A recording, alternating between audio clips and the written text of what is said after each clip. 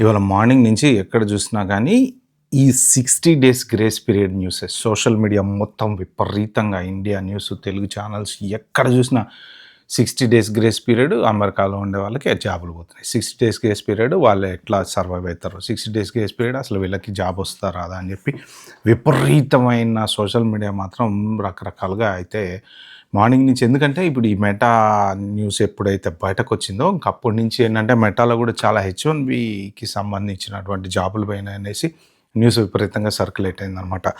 So ఈ particular వీడియోలో మనం దాని గురించి మాట్లాడుకుందాం. దాంతోపాటు నా పర్సనల్ ఎక్స్పీరియన్స్ కూడా షేర్ చేస్తాను. ఎందుకంటే ఇంకా పాజిటివ్ న్యూస్లు చెప్పవా, లే ఆఫ్ల సంగతి ఇవి అవి అని అందరూ అంటూ ఉంటారు కదా. సో నేను ఇవాళ యూట్యూబర్ అవతారం ఎత్తడానికి కారణం కూడా నేను ఇలానే బాధపడ్డా. సో కావాలని దాన్ని కూడా నేను ఈ వీడియోలో అయితే షేర్ చేద్దాం అనుకుంటున్నాను, నా పర్సనల్ ఎక్స్పీరియన్స్. ఎందుకంటే అందరికీ ఉపయోగపడే ఛాన్స్ ఉంది కాబట్టి. సో ఇంకా మీరైతే లాస్ట్ వరకు చూడండి, very important video. First of all layoffs ఈ మెటా లేఆఫ్స్ అనేవి తెలిసినవే, కొత్తగా ఏం కాదు. ఇది లాస్ట్ మంత్ గార్డియన్ పేపర్లో వచ్చినటువంటి ఆర్టికల్ పెట్టేసి నేను ఒక వీడియో చేశాను కదా, దాంట్లో క్లియర్గా రాశారనమాట. May 20కి మీకు మీ అందరికీ ఈమెయిల్ పంపిస్తామని ఇంటర్నల్ కమ్యూనికేషన్ ఆల్రెడీ వచ్చింది. I take full responsibility for this decision. I'm the founder and CEO. I'm responsible for the health of our company, for our direction, and for deciding how we execute that, including things like this. And this was ultimately my call, and it was one of the hardest calls that I've had to make in the 18 years of running the company. And a lot of why it's hard is, obviously it has a big impact on your lives. But also, for our mission, we're losing people who you've really put your heart and soul into this place, and each of you is talented and passionate, and each of you has played a role in making Meta the success. So meta వచ్చి అంటే ఇక top 5 companies చూసుకుంటే రీసెంట్గా మెటాలోంచి 8,000 తీసేశారు, 7,000 మందిని ఇంకా అంటే next further down లిస్ట్లో పెడుతున్నారు. తర్వాత రిక్రూట్మెంట్ అనేది ఫ్రీజ్ అంట కంప్లీట్గా. అంటే ఇప్పుడు కొత్త జాబ్స్ అయితే ఎవరిని తీసుకోరంట. సో అంటే మీకు యువర్ జాబ్ ఈజ్ ఎలిమినేటెడ్ అని చెప్పేసి ఆయన మార్క్ జుకర్బర్గ్ ఆయన పోస్ట్ పెట్టాడు అనమాట. న్యూస్లో కూడా అదే చెప్పాడు, సారీ ఏమనుకోవద్దు అది అని. సారీ అనుకుంటే మన ఇంటి అద్దె ఎవడు కడతారు, మన ఈఎంఐ ఎవడు కడతారులే కానీ ఇక.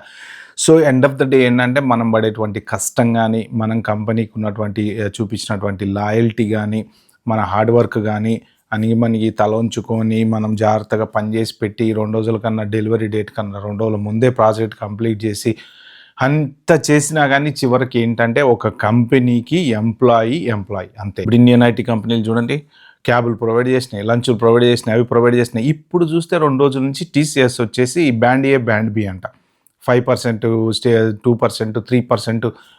చాలామంది కూడా ఏంటిది ఇన్ని సంవత్సరాల నుంచి మేము పనిచేస్తే ఈ పర్సంటేజ్ లేనిది, ఈ శాలరీ లేనిది, ఈ డిక్రిమెంట్లు ఏంటి అని చెప్పి అంటున్నారు అనమాట. సో ఇప్పుడు TCSలో కూడా ఒక 30,000 మంది తీసేస్తారు అని చెప్పేసి న్యూస్ విపరీతంగా వైరల్ అవుతుంది. సో అన్ని కంపెనీస్, ఇన్ఫోసిస్లో కూడా చాలామందిని PIPలో పెడుతున్నారని చెప్పేసి న్యూస్ సర్క్యులేట్ అవుతుంది.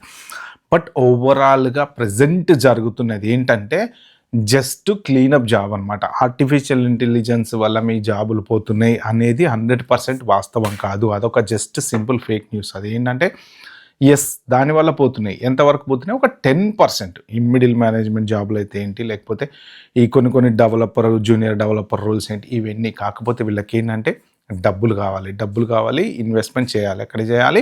AI చిప్స్ మీద, AI సర్వర్ల మీద. అవి చాలా చాలా ఎక్స్పెన్సివ్. సో ఈ సేమ్ టాపిక్ మళ్ళీ మనం మాట్లాడుకుంటే వేస్ట్. డబ్బులు కావాలి కాబట్టి కాస్ట్ కటింగ్ చేశారు. ప్లస్ ఇప్పుడు ఈ ఎంప్లాయీస్ ఎవరెవరైతే ఉన్నారో ఓవర్ హైరింగ్ జరగటం వల్ల పోయిందనమాట. సో నేను ఒక జస్ట్ రీసెంట్గా జరిగిన లే ఆఫ్లు చూస్తే ఒరాకిల్ వచ్చేసి దగ్గర 30,000, అమెజాన్ 16,000, మెటా 8K ప్లస్ 7,000 ఇంకా లైన్లో ఉన్నారంట. పేపాల్ 4,800, సిస్కో 4,000, లింక్డ్ఇన్లో మొన్న ఒక 1,000 మందిని తీసేశారు. తర్వాత సేల్స్ ఫోర్స్ కూడా కొంతమందిని తీసేశారు. ఇవి కాక ఇంకా చాలా బ్యాంకింగ్‌లో గూడా తీసేశారు. నిన్నగాక మొన్న మళ్ళీ 300, 400 జాబ్స్ కొన్ని కంపెనీస్ తీసేసినాయి. సో, ప్రతి చోట గూడా ఇప్పుడు లే ఆఫ్ పర్వం అయితే నడుస్తుంది. సో, ఏందంటే ఒక సునామీ లాగా జరుగుతున్నాయి లే ఆఫ్‌లు. సో, ఇప్పుడు ఏంటి అసలు హెచ్-1బీ వాళ్ళ పరిస్థితి అంటే ఈ 60 డేస్, 60 డేస్, 60 డేస్ అంటున్నారు. యాక్చువల్‌గా 60 డేస్ లోపల మనం జాబ్ ఎతుక్కోవాలా లేదా? సో, దాని గురించి మాట్లాడే ముందు నా పర్సనల్ ఎక్స్‌పీరియన్స్ కూడా చెప్తాను. నేను కూడా యూట్యూబ్ అవతారం ఎత్తడానికి కారణం కూడా నేను అనుకున్న ఫీల్డ్‌లో మంచి సక్సెస్ అవుదాం అనుకున్న టైంకి కోవిడ్ వచ్చింది. కోవిడ్ వచ్చిన టైంలో ఏమైందంటే స్కూల్స్, కాలేజ్‌లు అన్నీ అనుకున్న ఫీల్డ్ అంటే సినీ ఫీల్డ్ అనుకోండి మోస్ట్ ప్రాబబ్లీ. సో, నాకు మంచి స్టెబిలిటీ వచ్చింది. అమ్మాయి పర్లేదు నేను ఇంకా సక్సెస్ అవుతాను. సక్సెస్ కాకపోయినా కొంత స్టెప్ ముందుకేయగలను అన్న ధైర్యంతో ఉన్న టైంలో కోవిడ్ వచ్చింది. దాంతోటి స్కూల్స్, కాలేజీలు అన్నీ మూసేశారు. మూసేయటంతోటి ఏమైందంటే సినీ ఫీల్డ్‌లోకి విపరీతంగా ఫ్లోటింగ్ వచ్చేసింది. ఏంటి కోవిడ్ ఫస్ట్ వేవ్ అయిపోయిన తర్వాత ఇంకా మళ్ళీ షూట్స్ స్టార్ట్ అవుతున్నాయి అనుకున్న టైంలో ఈ కాలేజీలు లేక, స్కూల్స్ లేక, చిన్న చిన్న బిజినెస్‌లు లేక ఈ అందరూ అన్‌ఎంప్లాయిడ్ ఎవరెవరైతే ఉన్నారో అందరూ కూడా లెక్చరర్లు గానీ, టీచర్లు గానీ, ఇంకోటి గానీ వాళ్ళందరికీ ఇదొక ఆయుధంలాగా కనిపించింది. బతకడానికి డబ్బులు కావాలి కదండీ! అందరూ ఏం చేస్తారు చెప్పండి? దాంతోటి ఏమైందంటే మందు ఎక్కువైతే మజ్జిగ పలచడం అనే సామెత ఉంది కదా! దట్స్ ఎగ్జాక్ట్‌లీ వాట్ హ్యాపెండ్ అనమాట. ఇంకా అక్కడి నుంచి డబ్బులు ఎగ్గొట్టటాలు, డబ్బులు ఇవ్వకపోవటాలు. సో, తర్వాత సీనియర్‌గా ఉన్నటువంటి వాళ్ళని మరీ ఇంకా ఇగ రెస్పెక్ట్ లేకుండా పిలవటాలు. సో, అలాగా తయారైపోయిందనమాట. ఎందుకంటే ఫ్రీగా రమ్మన్నా వచ్చేవాళ్ళు ఉన్నారు వాళ్ళకి. అలాంటప్పుడు ఏంటంటే మనం డబ్బులు తీసుకొని చేస్తామంటే అవసరం లేదు అంటున్నారు. సో, ఆ స్టేజ్‌కి వచ్చేటప్పటికి ఇంక నేను తేరుకొని ఇక సెకండ్ టైమ్ ఇంకొక నెక్స్ట్ లెవెల్‌కి వెళ్ళిపోయింది. సో, ఇదైతే కాదు అని చెప్పి నేను మళ్ళీ జాబ్ స్టార్ట్ చేశాను. జాబ్ స్టార్ట్ చేసి ఒక 8, 9 మంత్స్ మంచి జాబ్ చేసుకున్న తర్వాత సేమ్ మళ్ళీ కాంట్రాక్టు వాళ్ళు 3, 4 ప్రాజెక్టులు కంటిన్యూస్‌గా చేసా అయిపోయింది. అయిపోయిన తర్వాత literally it took 9.5 months for me to get into the job. So, 9.5 మంత్స్‌లో అంటే నాకు స్కిల్ లేదా, టాలెంట్ లేదా అంటే 5 జాబ్‌లు క్రాక్ చేశాను నేను. 1 కాదు, 2 కాదు. ఒక జాబ్ అయితే దగ్గర 3 levels of interview. First level 1.5 hour, second level 1 hour పెద్ద అందరూ కూర్చొని, థర్డ్ లెవెల్‌లో వచ్చేసి ప్రెజెంటేషన్. ఈవెన్ కంపెనీకెళ్ళి పెద్ద ప్రెజెంటేషన్, పవర్ పాయింట్ ప్రెజెంటేషన్ కూడా అందరి ముందు ఇచ్చొచ్చాను. లాస్ట్‌కి ఏంటి అంటే వాళ్ళు చెప్పింది ఏందంటే బెటర్ పర్సన్‌లో ఇంటర్నల్‌గా సార్ట్ ఔట్ చేసుకున్నారనే విషయం తర్వాత నాకు వీళ్ళ ఏజెన్సీ ద్వారా తెలిసింది. ఏంటి అంటే ఆల్మోస్ట్ నాది ఓకే చేయబోయే టైంకి వాళ్ళకి ఎవరో పక్క డెస్క్‌లో ఉండేవాడు నాకు కావాలి జాబ్ అన్నాడంట. వాడికి ఇచ్చేసారనమాట. అంటే మన కష్టము, మన శ్రమ, మన టాలెంట్ ఇవన్నీ వృధా. కాంట్రాక్ట్ సైన్ చేద్దాం అనుకునే టైంకి చాలా జాబ్‌లు ఇంటర్నల్లీ సార్ట్ ఇట్ అవుట్. తెలిసిన వాళ్ళ ద్వారా వెళ్ళిపోయినాయి. వాడి ద్వారా వెళ్ళిపోయినాయి. వీడి ద్వారా వెళ్ళిపోయినాయి. ఇలాగ అంటే సీవీలు పంపిస్తే కనీసం కాల్ లేదు. సో, ఇంకా ఆ టైంలోనే నేను ఈ యూట్యూబ్ అనేది స్టార్ట్ చేసుకున్నా. ఎందుకంటే నాకు కొంత కెమెరా ప్రెజెన్స్ అనేది ఉంది కాబట్టి, నాకు ఇంట్రెస్ట్ ఉంది కాబట్టి, నేను స్క్రిప్ట్ రైటింగు ఇవన్నీ చేయగలను కాబట్టి, సో, నాకు ఆ టాలెంట్ ఉండటం వల్ల ఇక బతకాలి కదండీ! డబ్బులు కావాలి కదా! ఏదో ఒకటంటూ చేయాలి కదా! సో, ఇప్పటికి కూడా గ్యారంటీ లేదు. ఈ క్రియేటివ్ ఫీల్డ్ కూడా గ్యారంటీ లేదు. చూడండి ఇప్పుడు మీకు ఎట్లా అంటే సినిమాలకు కూడా గ్యారంటీ లేదు. ఇంకో డౌన్ ద లైన్ ఒక 2, 3 ఇయర్స్ తర్వాత సినిమాలు ఉంటాయో లేదో గ్యారంటీ లేదు. యూట్యూబ్‌లలో ఇట్లా కంటెంట్ క్రియేట్ చేసే వాళ్ళు ఉంటారో లేదో గ్యారంటీ లేదు. ఎందుకంటే అది కూడా వచ్చేస్తుంది. ఏఐలోకెళ్ళి ఒక ప్రాంప్ట్ ఇచ్చేస్తే ఒక వీడియో వస్తుంది, తెస్తున్నారు, పెడుతున్నారు. అట్లాంటి ఒక 10, 15 వీడియోలో, 20 వీడియోలో ఇప్పుడు మన హీరోలతోటి సెల్ఫీలు దిగుతున్న వీడియోలో వితిన్ 15 డేస్‌లో మానిటైజ్ అయింది వాళ్ళది. వితిన్ 15 డేస్‌లో మిలియన్స్ ఆఫ్ వ్యూస్. అతను చాలా టాలెంట్ వాడాడు. జాగ్రత్తగా ఏఐని యూజ్ చేసుకున్నాడు. అమితాబ్ బచ్చన్ వెళ్ళి అమితాబ్ బచ్చన్‌తో దిగుతున్నట్టు, షారుఖ్ ఖాన్ వెళ్ళి షారుఖ్ ఖాన్‌తో దిగుతున్నట్టు. సో, అలా సో, మొత్తానికి అది పరిస్థితి. అందుకని చెప్పేసి ఇప్పుడు ఇక నాది కూడా ఎప్పుడు ఎట్లుంటుందో తెలియదు కదా జాబ్. అందుకని మీ అందరు ఎలా భయపడుతున్నారో నేను అలా భయపడుతున్నాను. యూట్యూబ్‌లో కొంచెం స్లోగా పికప్ అవ్వడానికి ట్రై చేస్తున్నాను అనమాట. సో, అన్నంత మాత్రాన చెప్పుకునేంత గొప్పగా ఇది కూడా లేదు. ఎందుకంటే ఎవరికి అంటే ఇంట్రెస్ట్‌గా ఒక 10 మినిట్స్ చూసే ఓపిక లేదు. ఇన్‌స్టాగ్రామ్‌లో 1 మినిట్‌లో, 1.5 మినిట్‌లో అన్నీ తెలిసిపోవాలి. సో, ఇది కూడా అంత ఫ్యూచర్ ఎలా ఉంటుందని తెలీదనమాట. నెక్స్ట్ ఇక హెచ్-1బీ వాళ్ళకొస్తే ఏంటంటే 60 డేస్ అంటున్నారు. చాలా హెచ్-1బీ జాబులు పోయినాయి. గవర్నమెంట్‌కి తెలుసు, పెద్ద కంపెనీలకి తెలుసు. ఇప్పుడు ఫోకస్ అంతా ఎక్కడుంది అంటే మెటా 8,000 మందిని తీసేసింది. 4,000 మంది హెచ్-1బీలు అప్లై చేసింది. మరి 8,000 మందిని తీసేసినప్పుడు 4,000 మందిని ఎట్లా అప్లై చేసింది? సో, ఇది క్వెషన్ మార్క్ ఉందనమాట అక్కడ. సో, మళ్ళీ వీళ్ళకి హెచ్-1బీలు అప్రూవ్ చేయాలా? చేయొద్దా? అసలు ఏంటి? జనరల్‌గా అంత పెద్ద కంపెనీలు కాబట్టి ఖచ్చితంగా చేస్తారు. మరి ఆ 4,000 మంది హెచ్-1బీని తీసుకునే వాళ్ళు మరి వీళ్ళని ఎందుకు తీసేయటం అంటే దానికి కరెక్ట్ ఆన్సర్ అయితే ఎక్కడ లేదు. కంపెనీలు తీసేస్తున్నవే, హైరింగ్ జరుగుతుంది, ఫైరింగ్ జరుగుతుంది, అన్నీ జరుగుతున్నాయి. సో, హోప్ మీ అందరికి కూడా మళ్ళీ తొందరలోనే జాబ్ వస్తుందని అయితే నేనైతే ఖచ్చితంగా అనుకుంటున్నా. ఇది కొంచెం కష్టకాలం అండి. సో ఇలాంటి కష్టకాలాలు నేను ఇన్ని చూసాను నేను సో లైఫ్లో. సో అదేం పెద్ద మైండ్ ఆఫ్ ద డే ఏంటంటే ధైర్యంగా ఉండాలి. ఫర్దర్గా మనం ఏదో ఒకటి చెయ్యాలనుకుని ధైర్యంగా చేసుకుంటూ వెళ్ళిపోవటం అంతే, చేసేదేం లేదు. ఇప్పుడున్న పరిస్థితులు ప్రాబ్లం ఎవరికి అంటే ఖచ్చితంగా H1 వాళ్ళకి. ఎందుకంటే B2లు మీరు వెళ్ళాలి, B1 B2లోకి ఎవరైనా వెళ్ళాలి అనుకుంటే మాత్రం రిటర్న్ టికెట్ కంపల్సరీ చూపించాలని అడుగుతున్నారు. మీ ఇంటెంట్ ఏంటని అడుగుతున్నారు, డిలే చేస్తున్నారు. ఫస్ట్ ఇది ఒక్కటి గుర్తుపెట్టుకోండి మీరు. అయితే 60 days గ్రేస్ పీరియడ్ అంటే ఇప్పుడు మీకు ఇవాళ కనుక లే ఆఫ్ అయ్యారు అంటే ఇమీడియట్గా అప్లై చేసి పెట్టుకోండి. ఎందుకైనా మంచిది. మీకు 60 daysలో జాబ్ దొరుకుతుందా దొరకదా అన్న గ్యారంటీ లేదు. మార్కెట్లో చాలా జాబులు తక్కువ ఉన్నాయి.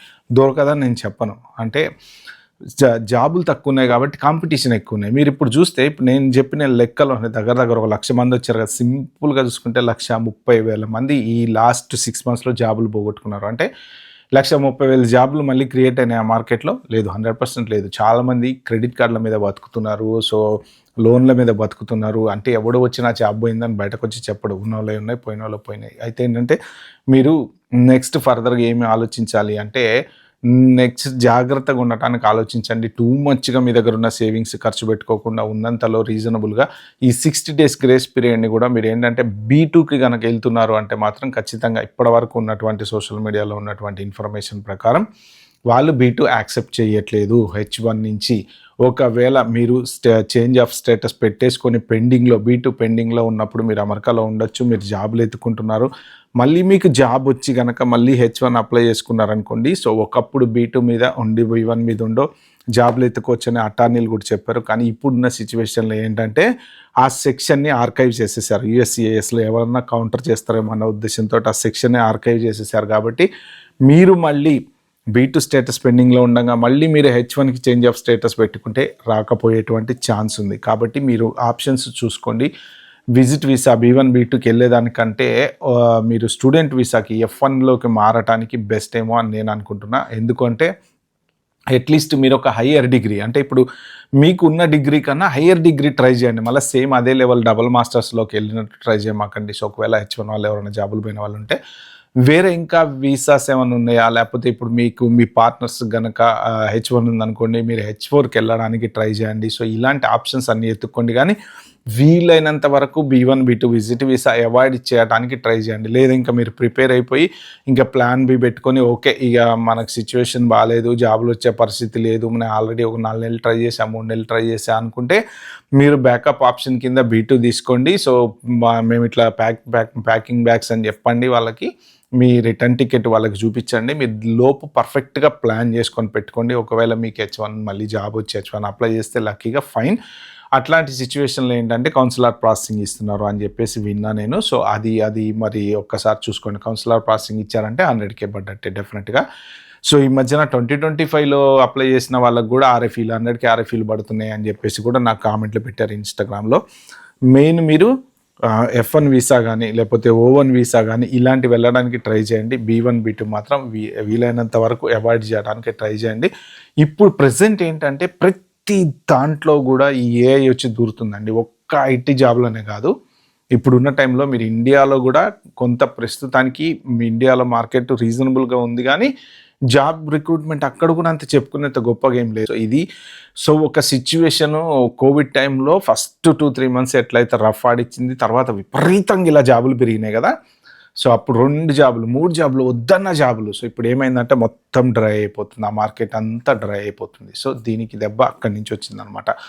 సో మీరేంటంటే ఎవరైనా టెన్షన్ పడకండి. Plan A, plan B, plan మీరు 3-4 రకాల ప్లాన్లు చేసి పెట్టుకోండి. లేదు నేను చచ్చినట్టు అమెరికాలోనే ఉండాలి, ఏం చేసైనా సరే అన్నవి అనవసరంగా రాంగ్ స్టెప్పులు తీసుకొని కన్సల్టెన్సీల దగ్గరికి వెళ్ళి మీ దగ్గర డబ్బులతోని పేరోల్ రన్ చేసుకుంటా అనవసరంగా మీరు ఎక్కువ రోజులు అలానే ఉన్నారంటే ఉన్న డబ్బులు వేస్ట్ అయిపోయి సేవింగ్స్ అయిపోయి మీరు ఇండియా వెళ్ళి మళ్ళీ కొంచెం ఇబ్బంది పడే పరిస్థితి తెచ్చుకోవద్దు. కొంచెం డబ్బులు మీ దగ్గర ఉన్నప్పుడే బ్యాకప్ చేసి పెట్టుకోండి. వెళ్ళే వాళ్ళు వెళ్ళిపోండి. లేదు రేపు పొద్దున ఒకవేళ మళ్ళీ రావచ్చు, సిచ్యువేషన్ అంతా సెట్ అయ్యాక, ఈ గవర్నమెంట్ పోయి కొత్త గవర్నమెంట్ వచ్చాక జాబులు మళ్ళీ సెట్ అయ్యాక అంటే రావచ్చు, ప్రాబ్లం లేదు. కానీ ఉన్న సేవింగ్స్ని ఖర్చు పెట్టుకోవద్దు. అది నేను చెప్పేది ఏంటంటే మీ మంచిగా చెప్తున్నా. సో మీ సేవింగ్స్ జాగ్రత్త పెట్టుకోండి. ఎంతో కొంత అట్లీస్ట్ బ్యాకప్ ఒక 1 year. ఇప్పుడు ఇండియా వెళ్ళంగానే జాబ్ దొరుకుతుందా రేపు దొరకదా సిచ్యువేషన్ కూడా తెలీదు కరెక్ట్గా. కాబట్టి సేవింగ్స్ జాగ్రత్త పెట్టుకోండి. సో మళ్ళీ మీకు జాబ్ దొరుకుతుందని నేను అనుకుంటున్నా. సిచ్యువేషన్ కొంచెం మరి 3 మంత్స్ పడుతుందా, 4 మంత్స్ పడతా, ఎన్ని రోజులు పడుతుంది తెలియదు. ఓకే ఫ్రెండ్స్, ఈ వీడియో మీకు నచ్చినట్టు ప్లీజ్ అండి లైక్ చేసి subscribe my channel. Thank you, bye, have good day.